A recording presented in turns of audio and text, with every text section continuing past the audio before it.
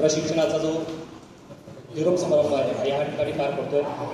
तर मंचावर उपस्थित आजच्या या कार्यक्रमाचे अध्यक्ष आपल्या तालुक्याचे सन्माननीय गट शिक्षणाधिकारी अंबादे साहेब, तसेच बांगडी केंद्राचे केंद्रप्रमुख सन्माननीय यशपालजी बोधमारे सर, या शाळेचे ज्येष्ठ शिक्षक सन्माननीय Shahare sir, Bogde madam, Chaure madam, Singanjude sir, Kursunge sir, Nagose sir, Dhruve sir, Dongarwar sir, Dolle sir, Karsal sir आणि उपस्थित सर्व शिक्षक बंधू आणि भगिनी, या 5 दिवसांच्या प्रशिक्षणामध्ये अतिशय सुंदर असे अनुभव आम्हाला आले।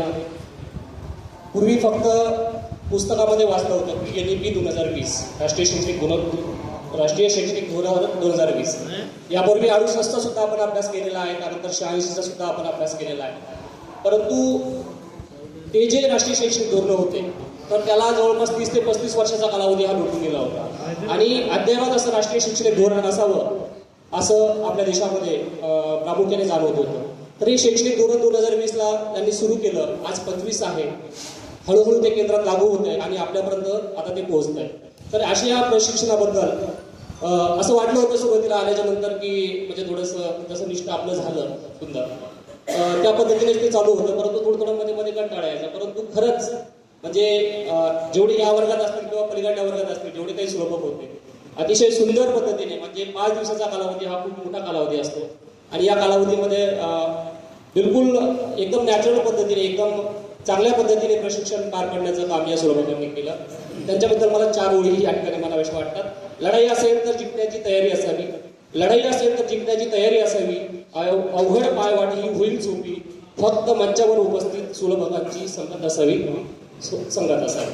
अतिशय चांगल्या पद्धतीने प्रशिक्षण देण्याचं काम म्हणजे या 5 दिवसाच्या कालावधीमध्ये एखादं गटकार्य असेल, ती कहूनची प्रश्नमंजुषा असेल, खूप छान वाटतं ती प्रश्नमंजुषा सोडून कुठेतरी म्हणजे ती सुद्धा एक बरेचसे शब्द त्याच्यामध्ये होते, नवनिर्मिती वगैरे, तर ते त्याच माध्यमातून आपण करतो। जनरली आपल्यापासून म्हणजे हे ऑनलाईन पद्धतीने ज्या टेस्ट सोडवण्याच्या मेथड्स आहेत त्या बऱ्याच दिवसापासून आपल्याकडे सुटल्या, पण इथं आल्याच्या नंतर प्रत्येक शिक्षिका त्याच्यामध्ये इन्व्हॉल्व्ह झालेला आपल्याला दिसला, ते सोडून सुद्धा खूप आनंद वाटला।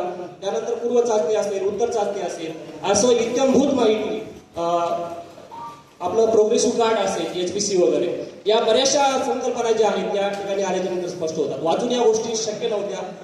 आजपर्यंत जे इव्हॅल्युएशन आहे, आजपर्यंत जे मूल्यांकन आहे किंवा मूल्यमापन आहे याची पद्धत वेगळी होती, परंतु इथून पुढचा जो काळ असणार आहे तो आपल्यासाठी चॅलेंजिंग असणार आहे आणि जे 66 कार्डाचं जे मूल्यमापन जे सांगितलं ते सुद्धा अतिशय सुंदर आहे की 2ही सत्रामध्ये आपल्याला विद्यार्थ्यांचं परिपूर्ण असं ते कार्ड त्या ठिकाणी तयार करून त्यांचा आपल्याला आढावा घ्यायचा आहे। एकंदरीत हे 5 दिवसाचं प्रशिक्षण खूप सुंदर असं वाटलं।